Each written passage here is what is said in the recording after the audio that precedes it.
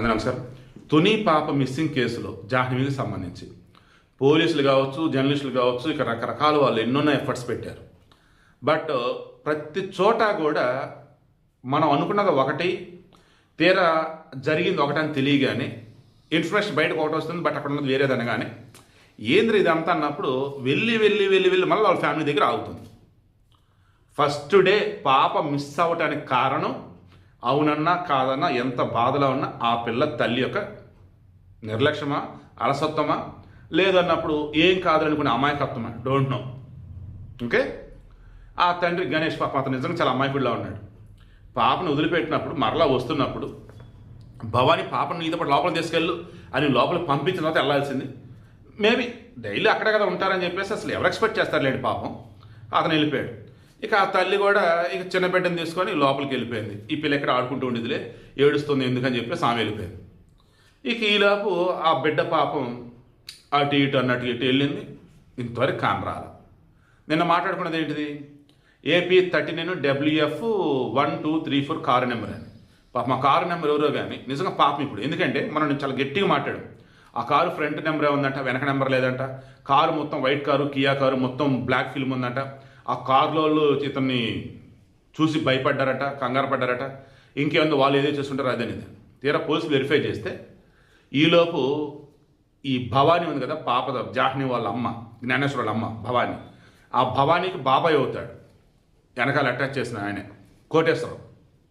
ఆయన మొన్న నర్సీపట్నం మాకవారిపాలెం ఏరియాలో ఈ జాహ్నవి తప్పిపోయింది కదా, పట్టించినదే ఆ జాడ చెప్పిన వారికి ₹1,00,000 బహుమతి కదా, ఆ పోస్టర్లు అంటిస్తున్నాడట.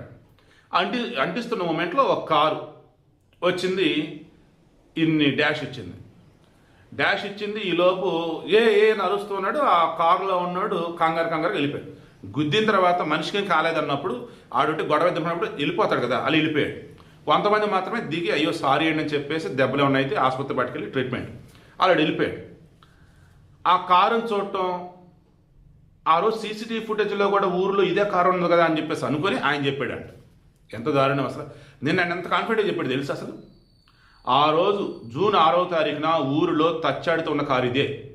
పాప మిస్ అయిన రోజు ఊరిలో చాలాసార్లు కనపడ్డ కారు ఇదే. ఆ కారు నెంబర్ కూడా AP 39 WF 1234, అది కూడా కియా కారు, వైట్ కారు, మొత్తం బ్లాక్ ఫిల్ము. ఈరోజు కూడా అదే కారు నేను చూశాను, నన్ను గుద్దేసి వెళ్ళిపోయారు, నన్ను చంపాలని చూశారు, రకరకాలుగా చెప్పాడు నిన్న.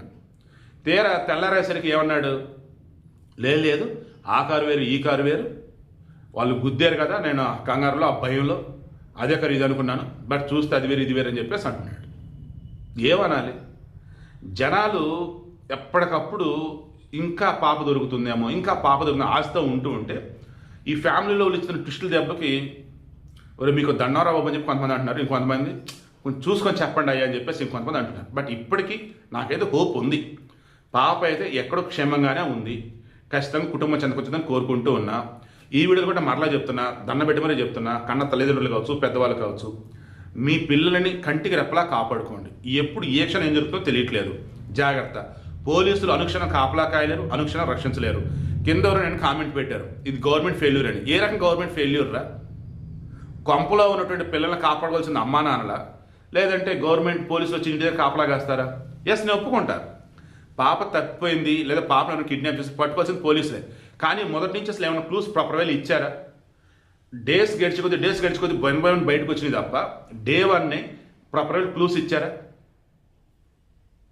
వీళ్ళ అమాయకత్వమో మరి పాపం ఇంకేంటి నాకు అర్థం కావట్లేదు. కానీ డే 1 నుంచి ప్రాపర్ వేళ కమ్యూనికేషన్ ఈ ఫ్యామిలీ నుంచి లేదు.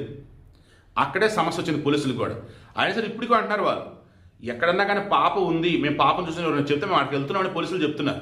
పెద్దపురం DSP తిలక్ చెప్తున్నారు ఆయన. ఫైనల్ నేను మరలా చెప్తున్నా, పిల్లలు మాత్రం జాగ్రత్త. ఈవెన్ పెద్దవాళ్ళు కూడా ఈ మధ్యకాలంలో కొంచెం జాగ్రత్తగానే ఉండండి.